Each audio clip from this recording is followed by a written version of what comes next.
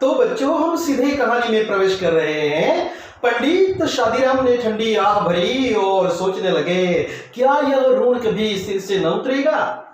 और आह ठंडी भरी शांति से, अरे यार जिंदगी में अनेक प्रकार की समस्याएं हैं और एक समस्या है, अरे यार ये क्या ऋण मेरे सिर से कभी नहीं उतरेगा?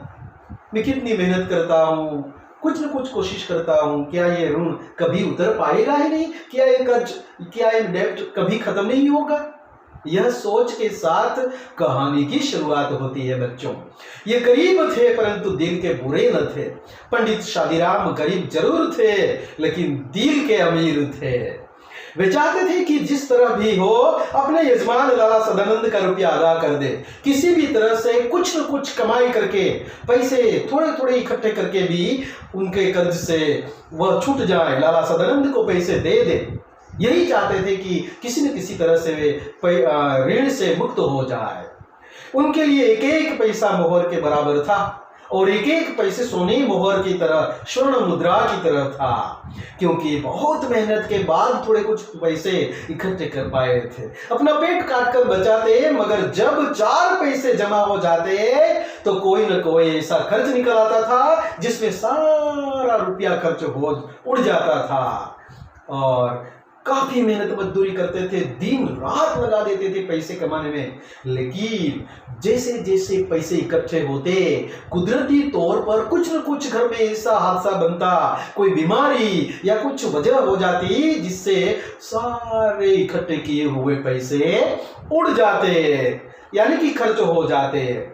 शादीराम के हृदय पर बरछियां चल जाती थी और वे कुछ कर न पाते थे। इस प्रकार पंडित शादीराम कुछ भी नहीं कर पाते थे, परिस्थिति के गुलाम बनकर रह जाते थे। कोशिश करते थे लेकिन पैसे कभी इकट्ठे नहीं कर पाए और इस प्रकार दिल पर छुरियां चल जाती थी, क्या करे, और बहुत ही निराश हो जाते। इसी उम्मीद में, यही उम्मीद लेकर कि मैं थोड़े कुछ पैसे जमा कर लूंगा और पंडित शादीराम यही सोचता था, मैं थोड़े कुछ पैसे जमा कर लूंगा और किसी भी तरह से लाला सदानंद को दे दूंगा। इस प्रकार सोच में, उसी उम्मीद के साथ वे हमेशा आगे बढ़ते रहते थे। इसी तरह कई साल बीत गए दोस्तों, काफी समय हो गया। शादीराम ने पैसे बचाकर 80 रुपये जोड़ दिए थे और काफी साल बीत गए। काफी समय के बाद उसके पास एक एक पाई पैसों से जोड़कर 80 रुपये इकट्ठे हो गए थे। उन्हें लाला सदानंद के 500 रुपये देने थे। लाला सदानंद ने 500 रुपये दिए थे, वही उन्हें देने थे। पंडित शादीराम वही चुका नहीं पा रहे और एक एक पाई पैसे जमा करके उन्होंने 80 रुपये जोड़ लिए थे। फिर क्या हुआ? इस 80 रुपये की रकम से ऋण उतारने का दिन आता प्रतीत हुआ। 80 रुपये पहले थोड़े कुछ तो दे दूं, यह सोचकर मैं थोड़ा कुछ ऋण अदा कर दूंगा, यह प्रतीत नजर आ रहा था। काफी वो खुश हो रहे थे कि अब थोड़े ही समय में मैं पैसे थोड़े कुछ दे दूंगा। इस प्रकार थोड़े करके पैसे देता रहूंगा और मेरा सिर पर से कर्ज जो है वो कम हो जाएगा, यही सोच में थे। परंतु उसका लड़का लगातार 4 महीने बीमार रहा और किसी भी हाल में इनका लड़का जो था वो 4 महीने तक बीमार रहा। किसी बीमारी वश पैसे वापस इसमें खर्च कर दिए गए। पैसा करके बचाए हुए जो पैसे एक एक पाई जमा जो किए थे, कुल 80 रुपये मिलाकर जो जमा किए थे, सारे दवा दारू में खर्च हो गए, खर्च उड़ गए। भाई क्या करते?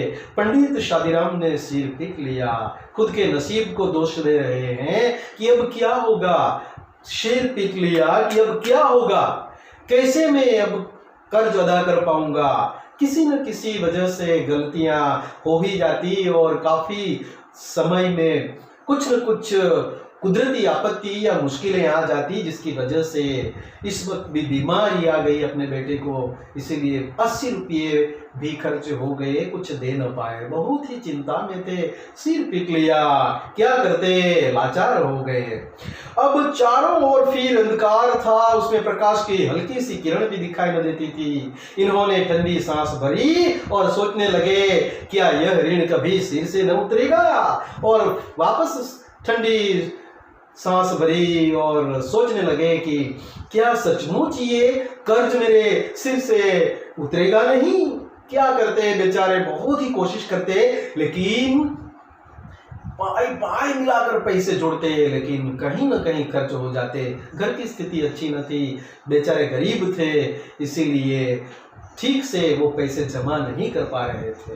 लाला सदानंद अपने पुरोहित की व्यवस्था को जानते थे। एक और देखा जाए तो लाला सदानंद जो अपने दोस्त से पैसे लिए थे, वो लाला सदानंद, उसकी वह बात समझ सकते थे, उसकी परिस्थिति को समझ सकते थे कि ठीक है, मेरे ब्राह्मण मेरे दोस्त है, वो विवश है, गरीब है, क्या कर पाते, इस प्रकार वो समझ पाते हैं। और वे चाहते थे कि पंडित जी रुपये देने का प्रयत्न न करें। खुद लाला सदानंद चाहते थे कि मेरे पैसे पंडित शादीराम मुझे न दे, लेकिन एक और शादीराम यही चाहते हैं कि मैं किसी तरह से पैसे अदा कर दूं। और लाला सदानंद अपने संबंधों को बचाए रखने के लिए पंडित शादीराम से कहते तो नहीं है, लेकिन चाहते थे कि वो प्रयत्न न करे, मुझे पैसे न दे। उन्हें इस रकम की जरा सी भी परवाह न थी। 500 रुपये थे, लेकिन उस जमाने में 5000 10,000 के बराबर, तो 500 रुपये वापस न करे, इसकी थोड़ी सी भी परवाह पंडित शादीराम मुझे वापस पैसे न दे, इसकी थोड़ी सी भी परवाह लाला सदानंद को न थी। उन्होंने इसके लिए कभी तगादा तक नहीं किया और बात तक नहीं की कि मुझे पैसे चाहिए। भाई मुझे वो आपको मैंने दिए थे ना पैसे, वो थोड़े कुछ तो है, तो दे दो भाई, काफी साल बीत गए हैं, अभी तो दे दो।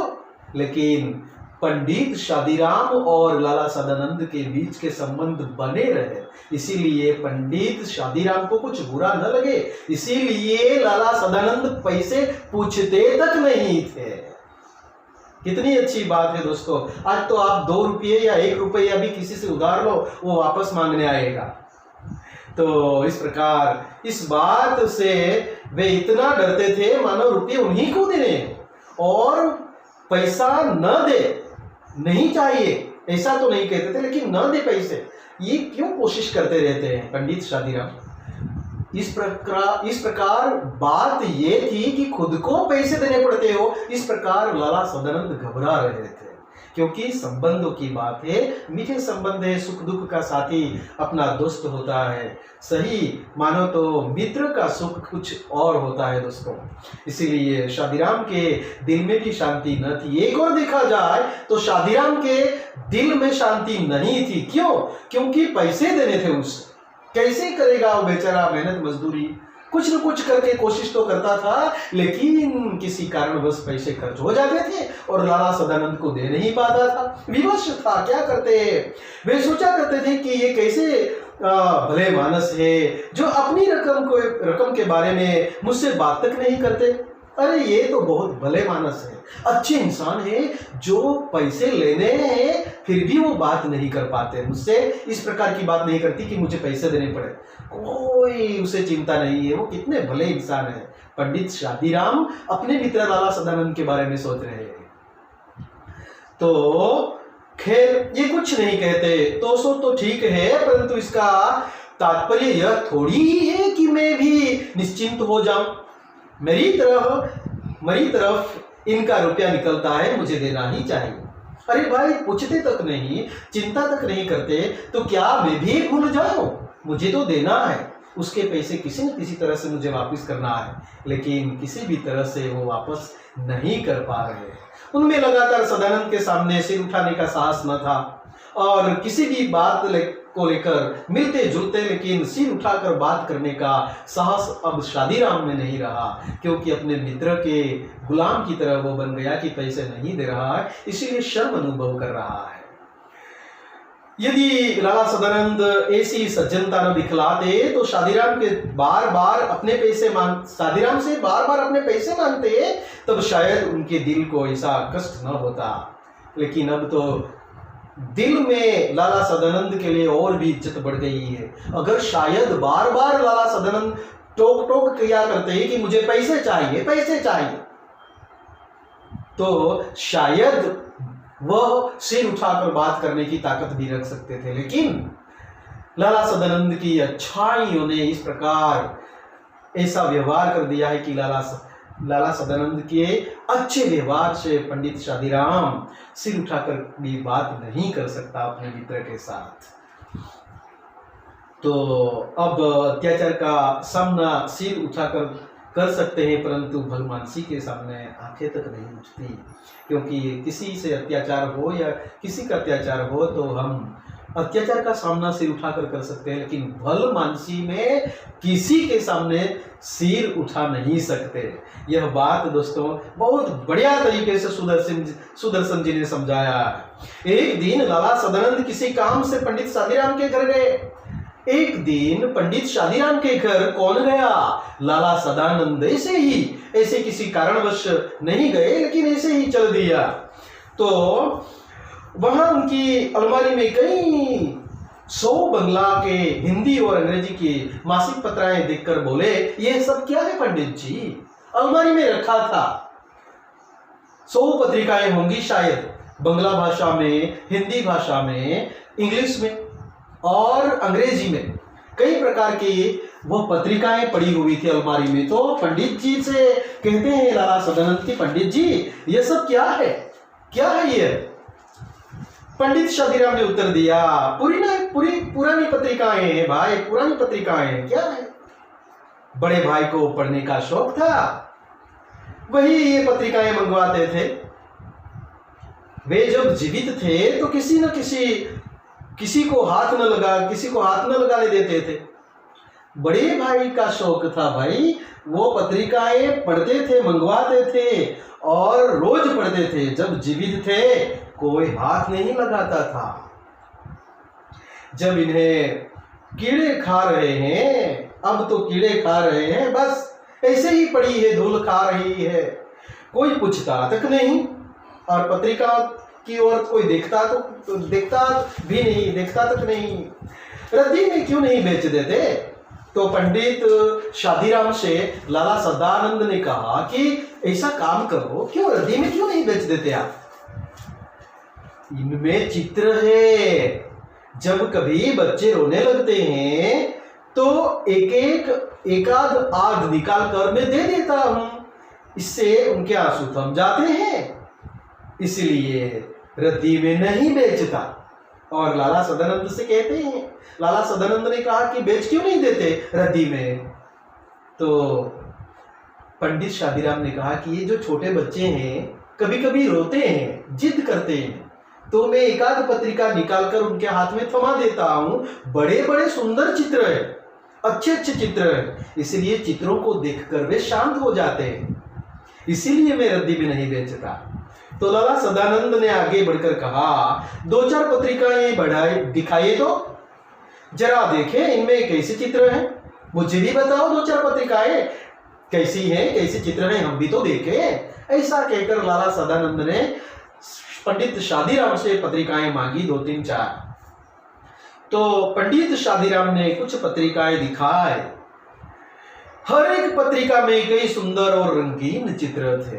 और देखने वाली बात तो यह थी कि 2-4 पत्रिकाएं लाला सदानंद ने ली थी, उनमें ही नहीं बल्कि पूरी पत्रिकाओं में कुछ न कुछ, कहीं न कहीं रंगीन और बढ़िया से चित्र थे, जो वह चित्र कभी कोई एल्बम बना ले तो बहुत ही बढ़िया उसका दाम मिल सकता था। और पुराने चित्र थे जो अमूल्य थे, जो तस्वीरें थी, कोई महापुरुष की थी, कोई अभिनेता की थी, लेकिन अति मूल्यवान ये प्लेजेंट मोमेंट थी कि अगर वह पत्रिकाएं अच्छे चित्र को समेटकर कोई किसी को एल्बम बनाकर बेच दे तो काफ़ी रुपये मिलने की संभावना थी। तो दोस्तों, इस प्रकार पंडित शादीराम ने कुछ पत्रिकाएं बताई और लाला सदानंद देखते रह गए, चकित रह गए।